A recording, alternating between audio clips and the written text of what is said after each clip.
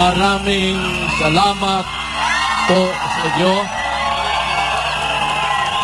May mga kasama ako dito. Ngayon lang rin dumating. Si Ipe, Senator Bogo, Senator Bato, si Sal, si Fred. Nakita naman, nakita ka ba? Fred, Dib. Tapos, okay.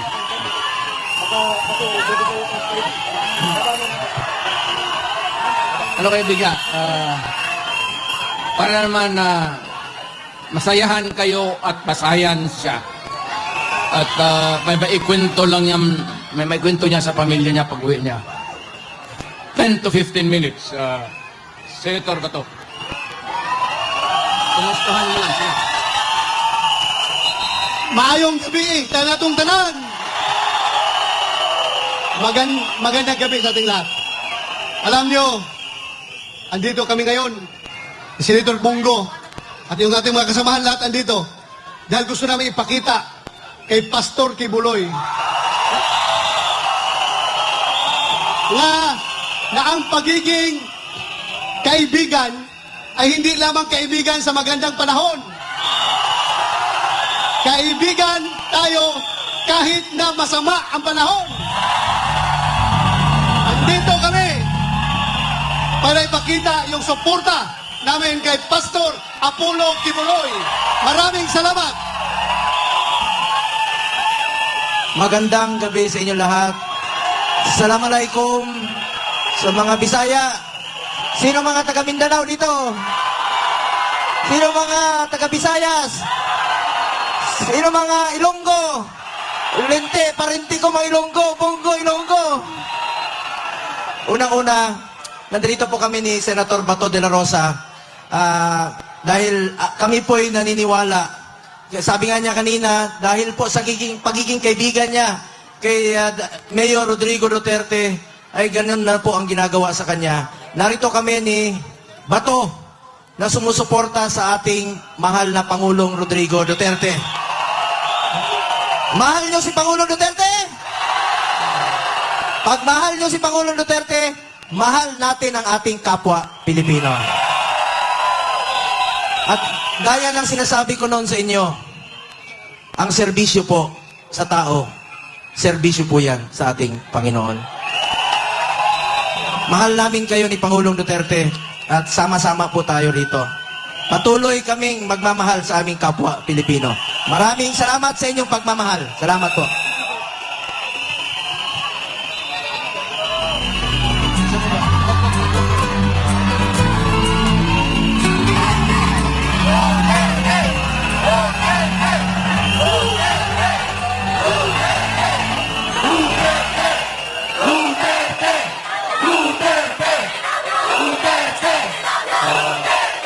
Mga kababayan kong Pilipino, sa makaisa pa, ngayon ko lang rin kayo nakita kasi nung umalis ako ng Malacanang, ngayon lang. So, pagpatawarin po ninyo ako, maghingi ako ng tawad. It comes late. But maraming salamat sa inyo at ginawa ako ninyong presidente.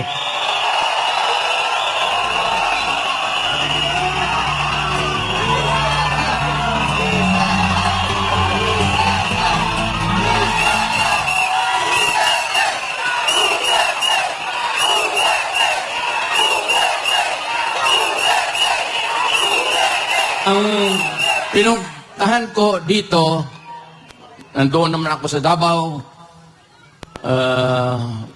Pag gano'n nang ako lumakad, staggered, I use a cane, nagbabagtos na ako.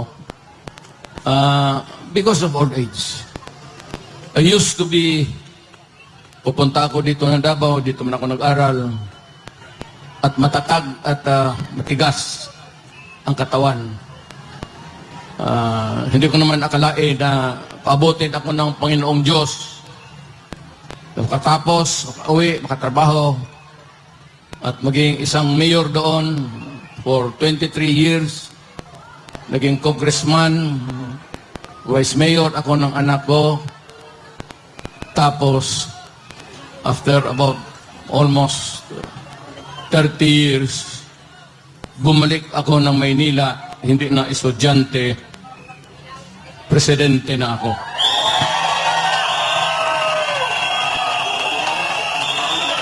Itong ibigay ko sa inyo, maliit ito na bagay. Pwede ninyong itapon ito pagkatapos. Tapon mo lang sa isip mo. Pero pagdating ng panahon, nakikiusap ako sa inyo, nakaluhod, na huwag ninyong kalimutan, ito ay legal. It could spell the difference of what we have now, what we can pass to you, our children. At anong maibigay mo sa iyong mga apo at mga apo at mga anak ng mga apo nila. Alam mo, may mga tao talagang ayaw ko sanang lumipas na lumipas na. But every time sa ating history ni kung may presidente man who started first of all, na una, gusto niyang kulikutin, pakialaman, kalkalin niya ang Constitution. Unfortunately, Ferdinand Marcos Sr. Kaya nakataroon tayo ng from 4 years to another 4 years to martial law hanggang naging 20 years.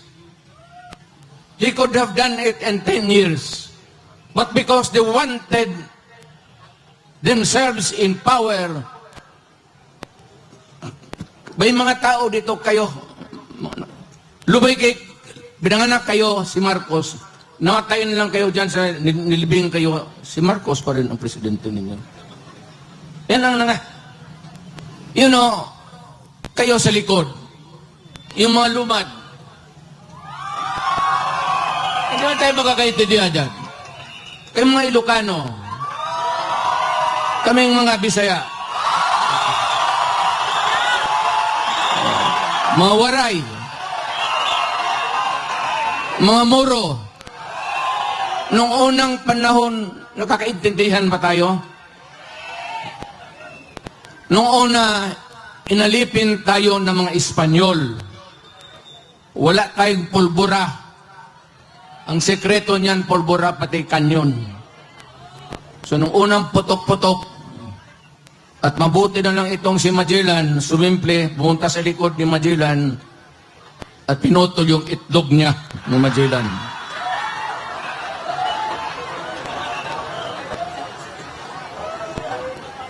Kaya nung naging presidente ako, totoo yan, kayo, lahat man tayo Pilipino. Tingin-tingin ako dyan sa mga stamps. Jose Rizal, Bonifacio, Apolinario Mabini, si Jacinto, Marcelo H. del Pilar. Okay yan sila. Naririnig na natin noon sa mga lulo ko na ito mga mahusay ng tao. Pero nung nagpapalaki ako ng palaki, bakit puro Tagalog ito, mga Ilocano? Sabi ko, wala ba tayong Bisaya na hero?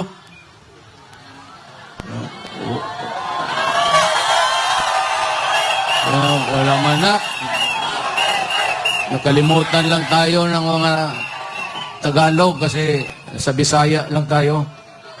Kumputang ina ito. Kaya, nung na-presidente ako, tinawag ko ito mga historical commission natin. Yung tinawag, anong mga stamps natin. Hoy! Ngayon. Kami bang mga Bisaya? Sino ang hero namin?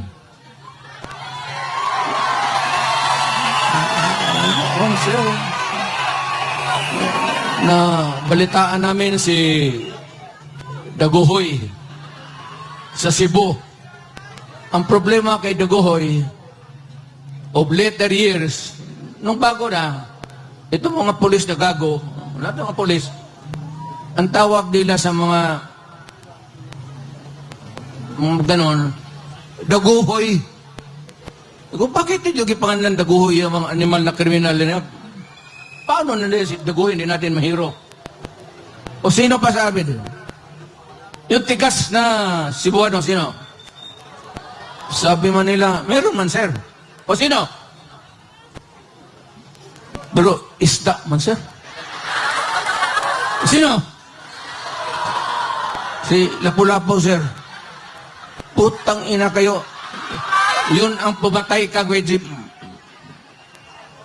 Bukas pag walang istampa yung kaya ngayon, nandyan na si Lapu-Lapu, tapos si Daguhoy.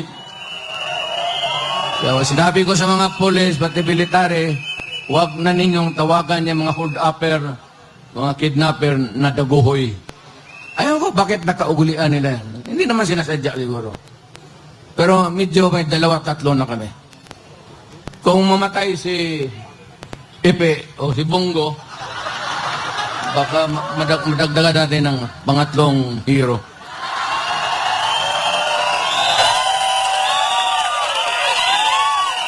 Ito lang, hindi ko na lang habain ha.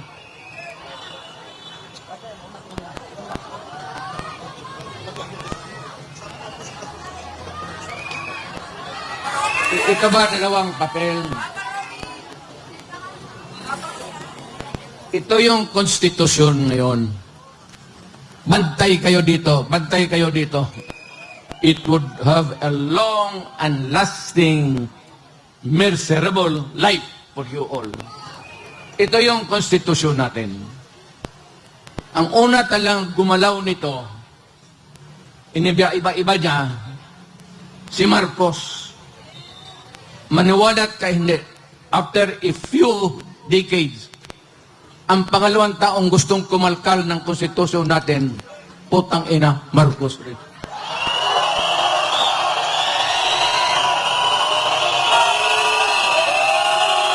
Ano ang dahilan? Gusto lang nilang ito. Sabihin man itong mga putang ina, naging congressman rin ako. Sabi nila, ito lang mga provision, edukasyon, papasokin natin yung mga lahat, Princeton, kung ano yung maganda. Okay naman tayo. Yung UP natin, hindi naman matatalo. Education, advertisement. Para sa akin, hindi na kailangan. Walang putang ina, walang kwenta. Yan ang excuse ni Marcos noon. Pati ang excuse ni Marcos noon. Marcos. Pareho-pareho yung linya. Except dito, sa isang linya lang, nandyan. Yan lang ang target nila. Ito, excuse lang ito para mabuksan lang ang konstitusyon. Hindi mo sabihin na ito lang ang galawin namin. Pag nagalaw yung konstitusyon, putang ina, walang makakapara, lahat na, everything goes. Ang gusto nilang pakialaman, ito, yung termino ng tatay niya, na binalastog niya, at itong konstitusyon ngayon, ni Martin Romualdez, asawa si Lisa, pati si Bongbong. Ano ang gusto nila? Pahabaan ang konstitusyon. Kasi noon nga, nilampastagan ni Marcos, napaalis siya sa Pilipinas, sinauli yung original. Pero, ginawang original, pero ang ginawa, one term lang ang president. 6 years, walang re-election. Kagaya sa akin. Yung konstitusyon na inabot under which Marcos was elected, ganon rin. 1 term, 6 years. Ito, excuses na lang ito. Kagaya nito ni Marcos noon sa tatay niya. Ang puntarya talaga nila, ito, dito, ito. Yung term extension. Noon po.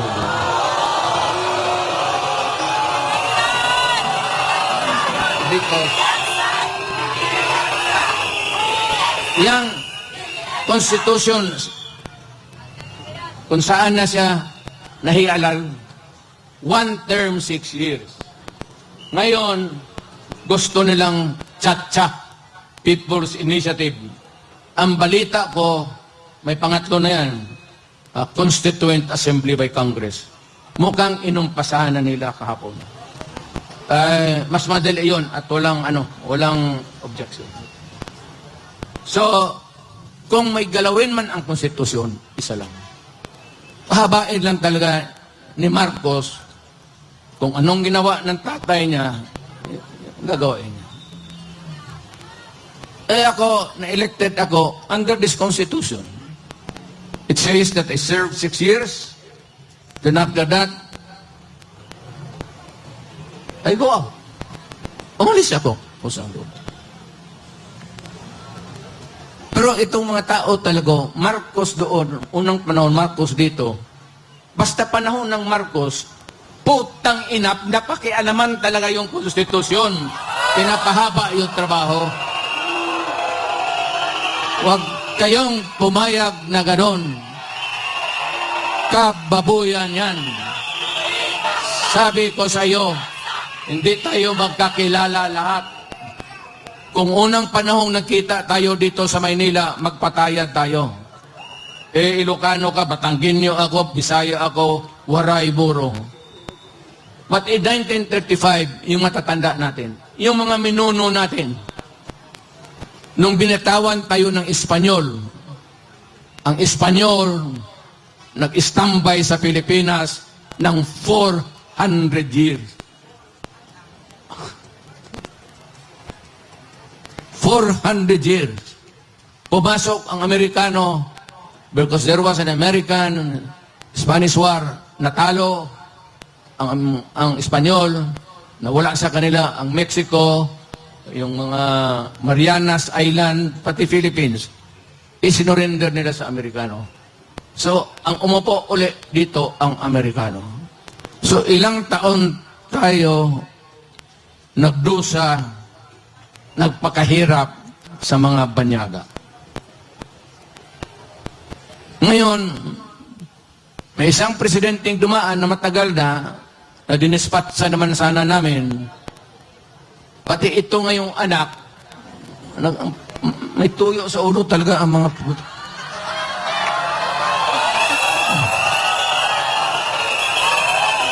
Gusto pahabain. Sila lang naman yan yung gustong mapahabain ang termino nila. Ang Pilipino, wala mang interest na magpahaba ng termino.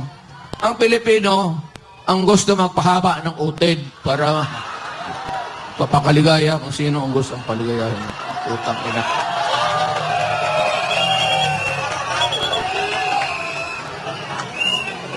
Ayun, hindi na ako magtatagal kasi marami pang salita.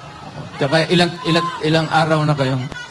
Mag-uwi na kayo, huwag lang kayong magpaluko. Yan ang legal. Sabi ko, huwag ninyong pumayag na mangyari yan. Kasi mapalitan nila ngayon, walang siguro ko mapalitan sunod na eleksyon. Kasi ang gusto nila, presidential, republican type of government. Ang Pilipino, tayong lahat dito, may isang boto para sa presidente. Ngayon, ang gusto nila, itong Congress, tutunawin nila, gawain nilang parliament. Ang magboto sa presidente o prime minister, ang tawag na dyan ni presidente, prime minister na, ang mga assemblyman, o kaya yung mga congressman ngayon, hindi na kayo makaboto. Nada. No more. Kaya huwag kayong pabayag. Baski na matunaw na yung mga kamay ninyo.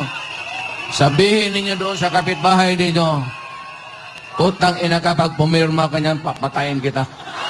Patayin na lang, magpatayan na lang tayo dito lahat. Huwag kayong pumayag sa kabalostugan na yan. Masisira ang Pilipino. You would lose your direct vote. Ako gusto ko si Marcos. Ako gusto ko si Ramos. Ito, isang boto ko lang to. Oh. Ito, gusto ko si Villar. Isang boto lang. Pag tinunaw nilang yung konstitusyon ngayon at yung sabi nilang bagong konstitusyon, itutunaw na nila, ang lalabas niyan, ang presidente maging prime minister na. At ang mga yung mga congressman ngayon, assemblyman na, wala ng Senate, wala ng House of Representatives. Nada na tayo. Kung sakali man,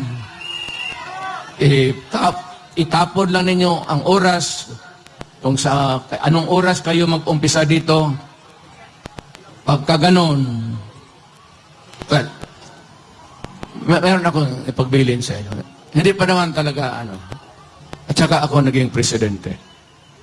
Awang-awa ako sa military. Mababait yan sila. Awang-awa ako sa mga polis. Yung mga polis, maraming gago dyan. Yung iba, pwede niyo patayin. Pero sila sa trabaho nila, medyo talagang matino yan sila. I would like to caution you that hindi pa tayo umabot ng critical math na mapunta sa Malacanang. Iwasanan naman muna. Pakiusap ko lang sa inyo. Let us make this rally peaceful in the meantime. Total, naman tayo ginagawa. Wala namang nagkikano sa atin ng polis. Wala. Hindi naman tayo iniistorbo. Kaya, mag-demonstration ba tayo? Dito lang muna tayo. Let us not go into the seat of the governing power. Kasi doon may mga national treasures tayo. Kagaya nung una nangyari kay Marcos, napasok ang Malacanang, marami ang nasira. Hindi man kanila yon sa Malacanang. Atin dyan sa Pilipino. Ano ba sa Tagalog? Bahandi. Ano bang bahandi? Yung lahat ng sa Malacanang, pwersa lang ang jockey nila, pati panty. Yang lahat dyan, mga paintings, lahat makita mo, kayamanan ng Pilipino yan. So, huwag mo na doon at kumupunta to doon, huwag natin sirain. Ang huwag niyo kalabanin ang pulis pati military. Kung pagdating ako ng paagitna, kasi ayaw ko, naging presidente kasi ako, naintindihan ko trabaho nila. Mahal ko ang militar. Mahal ko ang mga pulis.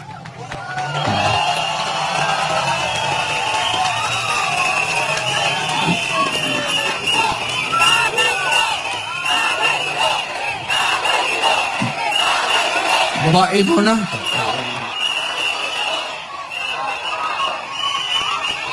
May nakikita kasi ako nung pulis, ako nung presidente pa ako na na-assign sa akin. Nawala man nung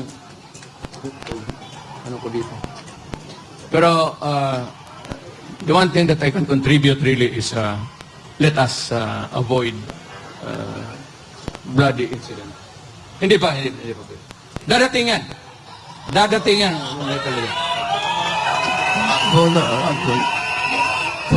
Pagdalang itong si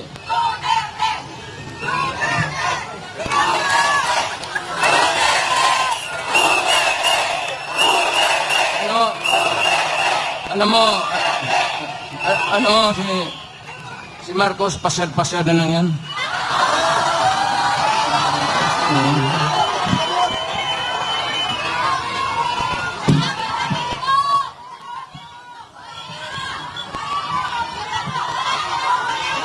Wala na nga. Marcos, ano?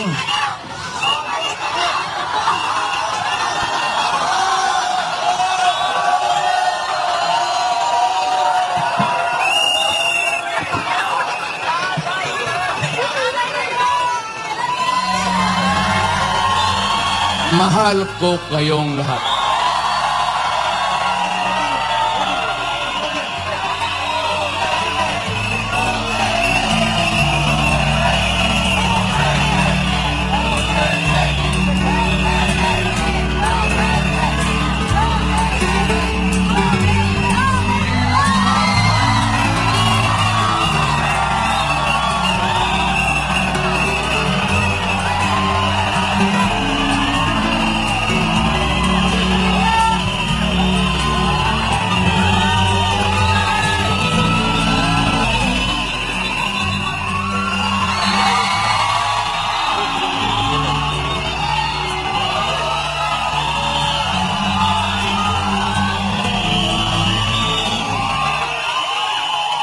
A'udhu billahi minash shaitanir rajim. Bismillahirrahmanirrahim. Magandang gabi po sa inyong lahat. Alam niyo po, itong samahan na ito, walang iwanan nito. Ako po, katulad po ng sinabi ni Tatay Digong, ang kaibigan, kaibigan yun. Lalo na kapag kakampi mo pa. Hindi ko po makakalimutan ang ibinigay sa aking suporta, unang-una, ni Pastor Kibuloy.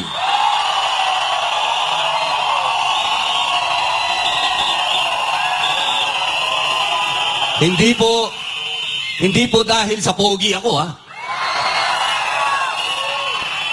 Kami pong dalawa ni Pastor ay naniniwala na dapat tapusin na ang armed struggle dito sa Pilipinas.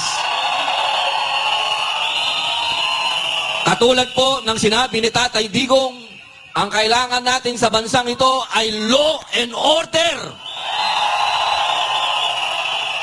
At iyan po ang ipinaglaban ni Pastor Kibuloy.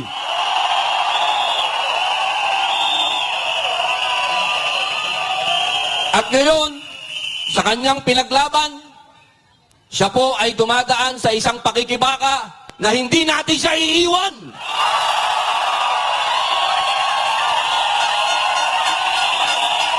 Hindi natin pwedeng iwan ang taong nagsakripisyo sa bayan.